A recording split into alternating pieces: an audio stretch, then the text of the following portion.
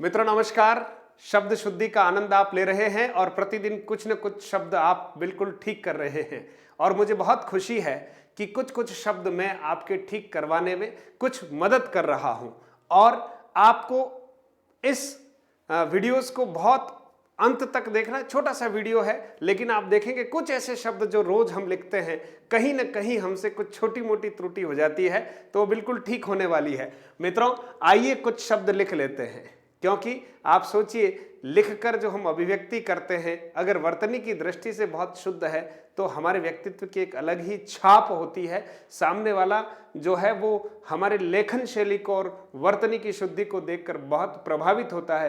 क्योंकि मित्रों जीवन में जितनी भी परीक्षाएं हैं उन सब में आप देखेंगे लिखित परीक्षाओं का जो वेटेज है, जो महत्ता है वो ज्यादा है। इसलिए हमें हर हाल में वर्तनी पर ध्यान देना चाहिए। आपके अपने मधुरम हिंदी यूट्यूब चैनल पर आप सभी का स्वागत करता हूं और आग्रह भी करता हूं कि आइए जुड़िए हिंदी भाषा के शुद्धि के इस महाअभियान से, ताकि मैं हिंदी का विद्यार्थी डॉक्टर बाल गोपाल शर्मा आपका कुछ न कुछ जरूर सहयोग कर पाऊं, आपके कुछ शब्दों को ठीक कर पाऊं। तो निश्चित तौर पर ये वीडियो और ये क्लास मेरे लिए सार्थक होगी। देखिए मित्रों कुछ छोटे छोटे शब्द आपके सामने लिए हैं, आप देखिएगा। पहला शब्द लिया है अनधिकार।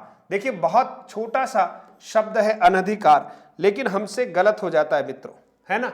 हम इसको इस रूप में लिख लेते हैं कई बार अनाधिकार। मित्रों अनाधिकार नहीं होता है, ध्यान देना, अनाधिकार नहीं होता है। हम अक्सर लिख लेते हैं क्योंकि इसमें जो उपसर्ग है मित्रों वो कौन सा है, अन उपसर्ग है। हलंत और अधिकार हम लिखते हैं तो आप सोचिए अन हलंत और अधिकार दोनों को मिलाते हैं तो क्या बनता है मित्रों, अनधिकार बनता है। इसलिए आप देखिएगा यहां अ जो है न हलंत में चला जाता है तो न पूरा हो जाता है, इसलिए ना नहीं अनधिकार सही है।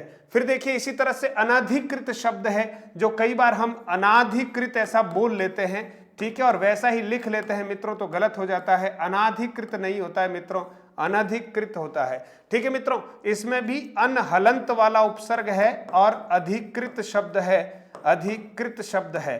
और अधिकृत का अपोजिट होता है अनधिकृत। अधिकार का विलोम शब्द होता है अनधिकार। इसी तरह से देखिए शब्द जो है अभ्यस्त है मित्रों, अभ्यस्त, आभ्यस्त नहीं। कई बार हम ऐसा बोल लेते हैं आभ्यस्त, आभ्यस्त नहीं होता है मित्रों, ध्यान रखिएगा। इसमें यण संधि है, अभि धन अस्त मिलकर क्या बनता है मित्रों, अभ्यस्त, क्योंकि अभि उपसर्ग है, आभि उपसर्ग नहीं होता है। इसी तरह से देखिए अध्यात्म, कई बार हम लिख लेते हैं आध्यात्म तो ये शब्द हमसे गलत हो जाता है मित्रों, आध्यात्म नहीं होता है। इसमें भी यण संधि है, अधिधन क्या करेंगे मित्रों, आत्म करेंगे, अधिधन आत्म। ठीक है मित्रों, इसी तरह से देखिए अनस्तित्व, कई बार है ना अनस्तित्व बोल लेते हैं या कुछ और बोल लेते हैं तो ठीक नहीं है मित्रों, ये ठीक नहीं है बिल्कुल। इसलिए अनहलंत धन क्या है, अस्तित्व है।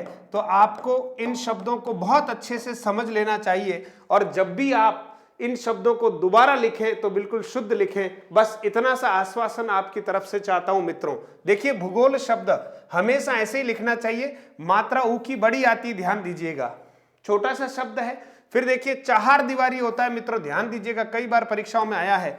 चार दीवारी शब्द जो है वो व्याकरण की दृष्टि से ठीक नहीं माना गया है मित्रों, चार दीवारी नहीं होता है, चार दीवारी होता है मित्रों। चरागाह शब्द सही माना गया है, चारागाह नहीं, चरागाह शब्द होता है, ध्यान दीजिएगा मित्रों।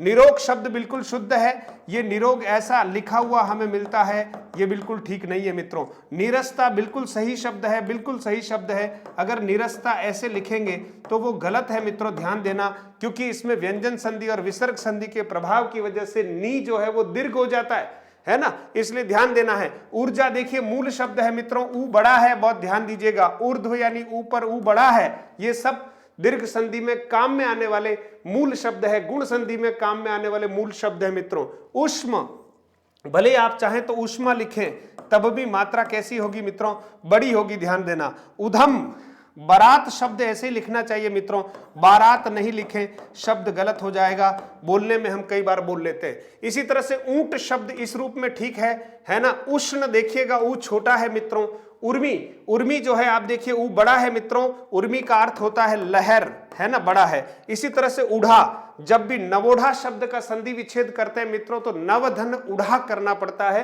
तो उढ़ा में ऊ बड़ा है, आप ध्यान रखिएगा। और इसी तरह से उषा शब्द है, प्रातः काल का जो समय है, भोर का समय है, उषा, तो आप देखिए उषा में ऊ कैसा है, छोटा है। तो मित्रों आज हमने कम से कम 10-15 शब्दों का अभ्यास किया है। आशा करता हूं कि ये शब्द आप बिल्कुल ठीक लिखेंगे और अधिक से अधिक मित्रों को इस वीडियो से जोड़ने का प्रयास कीजिएगा।